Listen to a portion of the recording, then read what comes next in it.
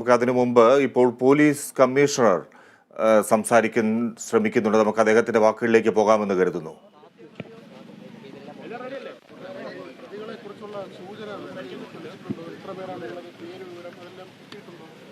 ഈ കേസുമായി ബന്ധപ്പെട്ടിട്ട് ഇൻവോൾവ് ചെയ്തിരിക്കുന്ന പ്രതികളെല്ലാം തന്നെ പോലീസ് തിരിച്ചറിഞ്ഞിട്ടുണ്ട്.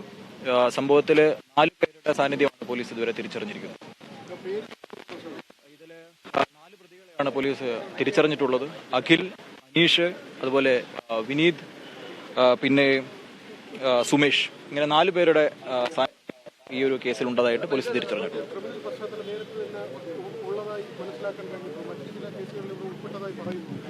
ഈ കേസിൽ ഇപ്പോൾ നമ്മൾ ഐഡന്റിഫൈ ചെയ്തിരിക്കുന്ന ആൾക്കാരെല്ലാം തന്നെ മുൻപ് 2019 നടന്ന ഒരു മർഡർ കേസിലെ പ്രതികളായിട്ടുള്ള ആൾക്കാരാണ്. ആ കേസിന്റെ ട്രയൽ ഇപ്പോൾ നടന്നുകൊണ്ടിരിക്കുകയാണ്.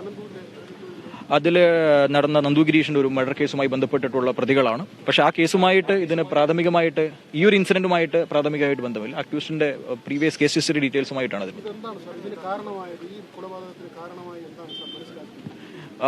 ഇതുമായി ബന്ധപ്പെട്ടിട്ട് കഴിഞ്ഞ ഇതുവരെയുള്ള പോലീസിന്റെ ഇതിൽ നിന്നാണ് ഇപ്പോൾ നിൽക്കുന്നത്. അപ്പോൾ ഇതിന്റെ ഡീറ്റെയിൽസ് നമ്മൾ പരിശോധിക്കുന്ന സമയത്ത് ഈ 2 ആഴ്ചക്ക് മുമ്പ് ഇലക്ഷന്റെ ഡേ വൈകുന്നേരം ഒരു ബാറിൽ വെച്ചുണ്ടായിരുന്ന ഒരു തർക്കവും അതിനെ തുടർന്നുണ്ടായിരുന്ന ഒരു റിവെഞ്ചാണ് ഇതിന്റെ കാരണമായിട്ടാണ് നമ്മളിപ്പോൾ മനസ്സിലാക്കുന്നത്.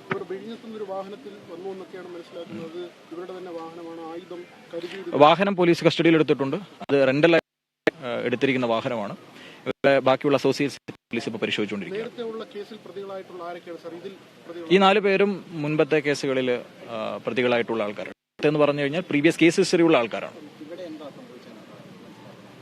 ഈ കേസുമായി ബന്ധപ്പെട്ടിട്ട് കഴിഞ്ഞ തവണ നടന്ന ഒരു ഇൻസിഡന്റുമായി ബന്ധപ്പെട്ടിട്ട് അതിന്റെ ഒരു പ്രതികാരം എന്ന രീതിയിൽ വന്നു എന്നുള്ളതാണ് ഇതുവരെയുള്ള പോലീസിന്റെ നിഗമനം.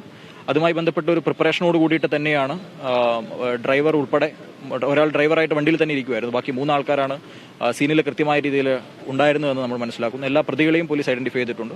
പ്രതികളെ പിടികൂടാനുള്ള ഊർജിത ശ്രമമാണ് പോലീസിന്റെ ഭാഗത്ത്. ആ ഭാഗങ്ങളൊക്കെ നമുക്ക് കൂടുതൽ അന്വേഷണത്തിലുള്ള മാത്രമേ പരീക്ഷിക്കൂ.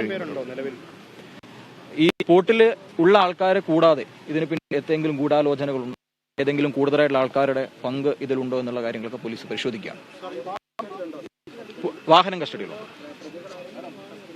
ഇല്ല, നമ്മൾ ആ പ്രതികളുടെ അസോസിയേഷനിരിക്കുകയാണ്. പ്രതികളെ പിടികൂടുന്നതിന് ആവശ്യമായിട്ടുള്ള ഊർജിതമായ ശ്രമങ്ങൾ ACP ഫോർട്ടിന്റെ ഭാഗത്തു നിന്ന് ഒരു ടീം തന്നെ ഇതിന്റെ പുറകിൽ അന്വേഷണത്തിലായിട്ടുണ്ട്.